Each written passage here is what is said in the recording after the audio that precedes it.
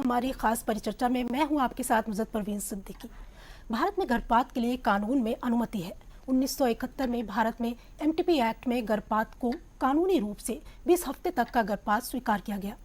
MTP act में उन परिस्थितियों को परिभाषित किया गया है जिनमें महिला गर्भ को समाप्त करा के जान जाने के खतरे से बच सकती है। कानूनन गर्भपात करने की अनुमति है जब अगर गर्भ को जारी रखने से महिला के शारीरिक और मानसिक स्वास्थ्य को खतरा हो, और यह खतरा हो कि पैदा होने वाला बच्चा गंभीर शारीरिक या मानसिक तौर पर विकलांग हो सकता है, और जब गर्भ बलात्कार के परिणाम स्वरूप हुआ हो। ऐसा गर्भ जो परिवार नियोजन साधन के फेलियर से हुआ हो। बावजूद इसके डर की वजह से कई महिलाएं अपने इस अधिकार का उपयोग करने से वंचित रह जाती हैं। विवाहित महिलाओं से उनके पति और अविवाहित महिलाओं से उनके माता पिता की अनुमति लेने के लिए कहा जाता है, जिसके चलते कई महिलाएं अवैध और असुरक्षित गर्भपात करवाने पर मजबूर हो जाती हैं। हाल ही में एक रिपोर्ट में आया है, भारत में हर साल 1.56 करोड़ महिलाएं गर्भपात कराती हैं, जिनमें ज्यादातर महिलाओं को अवैध गर्भपात का सहारा लेना पड़ता है, जिसके कारण उनके स्वास्थ्य के लिए गंभीर खतरा अक्सर पैदा हो जाता है। हम आज इससे जुड़े कुछ कानूनी पहलुओं पर, इसको लेकर जागरूकता पर चर्चा करेंगे, जिससे कि महिलाएं अपने इस अधिकार का बेझिझक और सुरक्षित तरीके से इस्तेमाल कर सकें।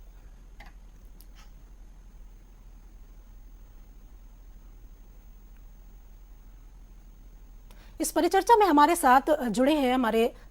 दो मेहमान, जो कि एक है अधिवक्ता हैं गुंजन चौकसे जी, बहुत स्वागत है आपका, और दूसरी सामाजिक कार्यकर्ता है रोली शिवहरे जी, बहुत स्वागत है आपका। अब इस चर्चा को हम आगे बढ़ाते हुए एक सवाल, जैसा कि मैंने बताया कि आंकड़ा ऐसा आ रहा है, तो क्या इतने गर्भपात होना सही है, या इस तरह के पहला सवाल आप रोली जी आपसे है मेरा कि इतनी बड़ी संख्या में अगर गर्भपात हो रहा है तो कहाँ किस चीज़ की कमी है जो इस तरह के गर्भपात, जैसा कि मैंने बताया कि डर की वजह से सुरक्षित गर्भपात नहीं कराते, अवैध तरीके से कराया जाता है, तो कहाँ किस तरह की कमी है, किसी तरह की कोई जागरूकता में कोई कमी है? देखिए, मतलब आप जो डेटा बोल रहे हैं वो डेटा नेशनल लेवल का, अगर स्टेट का ही देखेंगे तो मध्य प्रदेश हेल्थ डिपार्टमेंट का एक रिपोर्ट कहता है कि मध्य प्रदेश में लगभग पिछले साल का डेटा कहें तो 70,000 अबॉर्शन, ये सरकारी डेटा है कि 70,000 अबॉर्शन उसमें हुए हैं, जिसमें 2-3 तरीके के डेटा है। एक डेटा तो यह है कि स्वतः जो स्पॉन्टेनियस जो अबॉर्शन हुए हैं उसके डेटा है, जो कि लगभग 35,000 के आसपास का है। और मतलब इसमें एक और चीज़ मुझे जो लगती है कि ये तो वो डेटा, शायद मुझे पता नहीं है, जो 1.5 करोड़ का जो आप आंकड़ा बोल रही हैं, ये मतलब रिपोर्टेड है कि उसमें मतलब एक अंदाजा उस तरीके से लगाया गया है। लॉस एंड ग्लोबल हेल्थ ने रिसर्च किए थे कुछ शहरों में जहां पर ये रिपोर्ट सामने आई जी। तो लेकिन मध्य प्रदेश जो मैं आंकड़ा 70,000 जो स्वास्थ्य विभाग का आंकड़ा है, ये वो है जो रजिस्टर्ड है। अभी भी अगर आप जब वास्तविक स्तर पर देखते हैं तो ऐसे बहुत सारे, आप देखिए बाजार में इतनी सारी अबॉर्शंस की किट अवेलेबल है कि आप बहुत आसानी से, मतलब जो अनवेड एक जो बहुत अभी चल रहा है एडोलेसेंट में काफ़ी, क्योंकि आप इस प्रकार का प्रचार भी नहीं कर रहे हैं ना कि अगर मान लीजिए अब मतलब सेफ सेक्स जिसको बात करते हैं, वो भी मुझे लगता है कि एडोलेसेंट के बीच में उसकी भी बातचीत नहीं है, जिसकी वजह से बहुत सारी प्रेगनेंसीज ऐसी होती हैं जिसकी वजह से जो यूथ है उसको एक तरीके से वो यूज़ करना पड़ता है, जो बाज़ार में आई पिल नाम की कई सारी दवाइयाँ आती हैं और उसका कोई रिकॉर्ड नहीं है। मुझे मतलब बीच में हमने कोशिश की थी कि हम ये भी पता करें, क्योंकि ये तो 70,000 हैं सिर्फ, लेकिन ऐसी कई सारी हैं मतलब दवाइयाँ अवेलेबल है मार्केट में जिसका हम नहीं जानते कि जिसका क्या साइड इफेक्ट्स होगा, लेकिन इतने धड़ल्ले से वो बिक रही हैं, लेकिन वो कितनी बिक रही हैं उसका कोई भी सरकार के पास कोई डेटा नहीं है। तो एक तो मुझे लगता है कि यूथ के बीच में इस प्रकार की एक तो जागरूकता का, मुझे लगता है कि इस पर बातचीत थोड़ी होनी चाहिए कि अबॉर्शंस हैं, सेफ सेक्स कैसे होता है। अभी जो बात होती है वो बड़ा एक टैबू टाइप का है ना, सेक्स पे बात करना अपने आप में एक बहुत ऐसा शर्म मानी जाती है, लेकिन अगर आप इसको शर्म का मुद्दा बनाएंगे तो ये आप इस समस्या से समाधान इसमें पा नहीं सकते। तो एक चीज़ तो मुझे ये लगती है। दूसरी चीज़ मुझे लगती है कि ये अबॉर्शन का कहीं ना कहीं मामला मुझे लगता है, क्योंकि अगर सरकारी ही आंकड़ा अगर आप देखेंगे तो 12 सप्ताह के बाद जो अबॉर्शंस हो रहे हैं उसकी संख्या मतलब वो 2,500 3,000 ऐसे,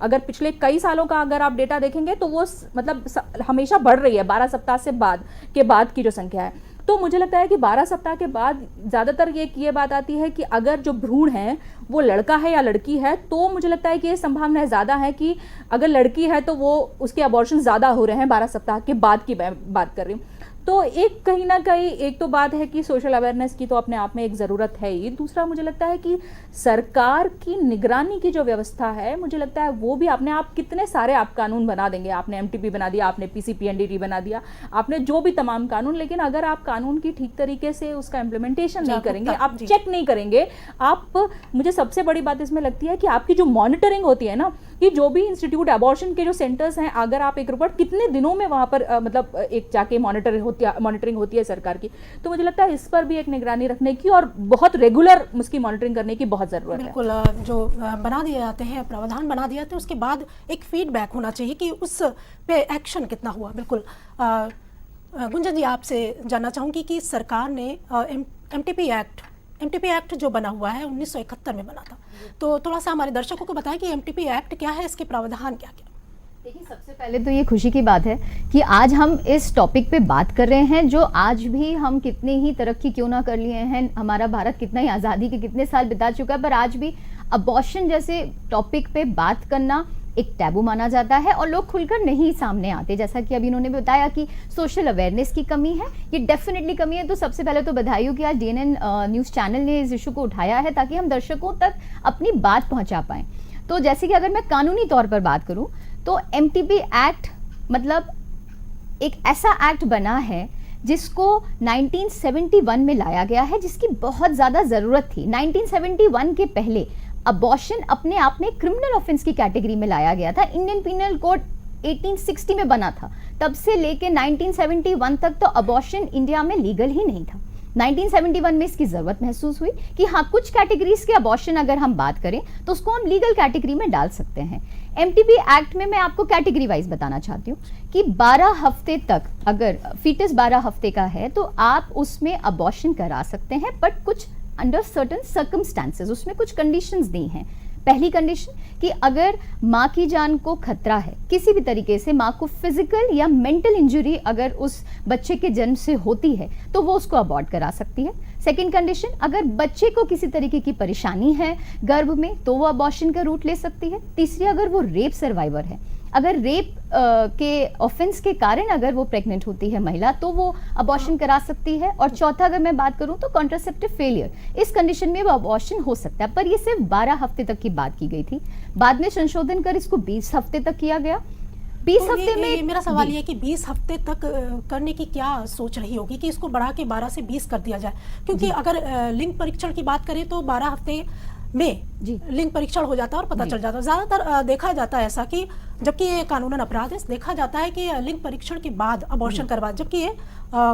एमटीपी एक्ट की बात करें तो उसमें गलत है और इसमें सज़ा का प्रावधान भी है, लेकिन बावजूद इसके सज़ा नहीं होती और बिल्कुल खुले तौर पर इस तरह के अबॉर्शन होते हैं। अब आप अपनी बात कर सकते हैं कि और क्या। देखिए, 20 हफ्ते तक की जरूरत इसलिए महसूस हुई कि कई बार महिला एक ऐसे दौरे से गुजर रही होती है कि वो तैयार नहीं होती है, बच्चे में कई एब्नॉर्मलिटीज होती हैं और इसीलिए उस सब चीज़ों को ध्यान में रखते हुए कि 12 हफ्ते का समय इतना कम समय होता है कि जब तक बच्चे की एब्नॉर्मलिटी सामने नहीं आ पाती हैं। 20 हफ्ते तक का एक पीरियड सेकंड ट्रिमेस्टर तक का वहां पहुंच जाता है कि बच्चे के अंदर अगर कोई परेशानी डेवलप हो रही है जिससे कि माँ की जान को भी खतरा हो सकता है, बच्चे का पूरा जीवन खराब हो सकता है बर्थ लेने के बाद भी, तो उस चीज को ध्यान रखते हुए उसको 20 हफ्ते किया गया था। 20 हफ्ते में एक कंडीशन ये भी जोड़ दी गई थी कि फिर आपको 2 प्रैक्टिशनर से इसकी कंसेंट लेनी पड़ेगी। जी, मैं रोकना चाहूंगी एक यहीं पर, जैसे कि 20 हफ्ते तक का अबॉर्शन का प्रावधान एमटीपी एक्ट में है। एक महाराष्ट्र का एक केस था जिसमें 26 हफ्ते हो गए थे और पता चला था कि बच्चे को डाउन सिंड्रोम यानी वो मानसिक तौर पर विकलांग था, तो उसके बाद सिफारिश की गई थी कि अबॉर्शन के लिए उन्होंने परमिशन मांगी थी पर नहीं दी गई। तो ये एक्ट, तो आपको क्या लगता है कि इस एक्ट में और संशोधन, एक्सेप्शन दिए हुए हैं। सेक्शन 5 इसका एक्सेप्शन कहता है, साफ साफ कहते हैं कि अगर 20 हफ्ते के ऊपर भी हो गया है और अगर माँ की जान को खतरा है तो भी अबॉर्शन पॉसिबल है, बट उसमें कोर्ट का इंटरवेंशन होना जरूरी है। कोर्ट की परमिशन लेने के बाद ही आप अबॉर्शन में जा सकते हैं। डेफिनेटली एक बहुत बड़ा लूप होल है ये इस लॉ का,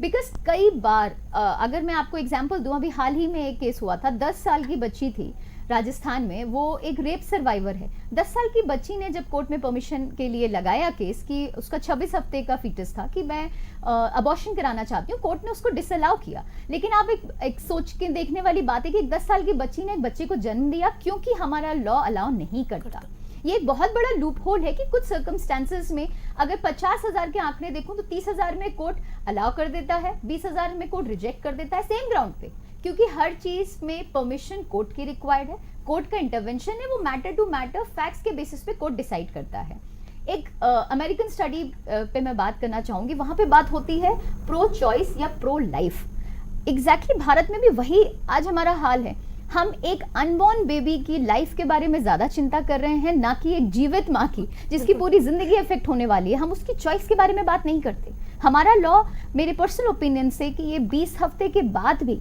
हमें कोर्ट का परमिशन की जरूरत क्यों पड़ रही है। हम उसमें अगर जैसे कि हम बात कर रहे हैं कि लड़कियों का जब पता चल जाता है तो लोग भ्रूण हत्या करा देते हैं, और इसीलिए इस तरीके के अबॉर्शन को रोका गया है और उसमें लीगल इंटरवेंशंस वाली बातें की गई है। अगर उस आंकड़े को देखा जाए तो 12 हफ्ते के समय में भी आजकल इतना डेवलपमेंट आ चुका है, इतनी टेक्निक्स डेवलप हो चुकी हैं कि भ्रूण का पता तब भी लग सकता है। उसके लिए ये 12 हफ्ता, 20 हफ्ता, 24 हफ्ते का डिटर्मिनेशन, एक करेक्ट तरीके की कैटेगराइजेशन मुझे नहीं पर्सनली ठीक लगती। मतलब आपको लगता है कि संशोधन जरूरी है? बहुत ज्यादा जरूरी है। 1971 का एक्ट बना, 2002 में उसमें संशोधन हुआ, 2014 में एक अमेंडमेंट इसमें लाने का सिर्फ एक बिल प्रपोज किया गया है जो आज 4 साल तक पास नहीं हो पा रहा है। तब से इसी पे चर्चा हुई कि क्यों ना 20 हफ्ते को भी 24 हफ्ते तक कन्वर्ट किया जाए, ताकि कई आजकल एबनॉर्मलिटीज हैं बच्चे की जो 20 हफ्ते के बाद सामने आती हैं, लेकिन तो भी माँ के पास चॉइस नहीं होता है कि वो चाहकर भी उसको एक ऐसे बच्चे को जन्म देना पड़ता है जो जिंदगी भर परेशानियों से घिरा रहेगा। जी रूली जी, आपसे सवाल है मेरा, जैसे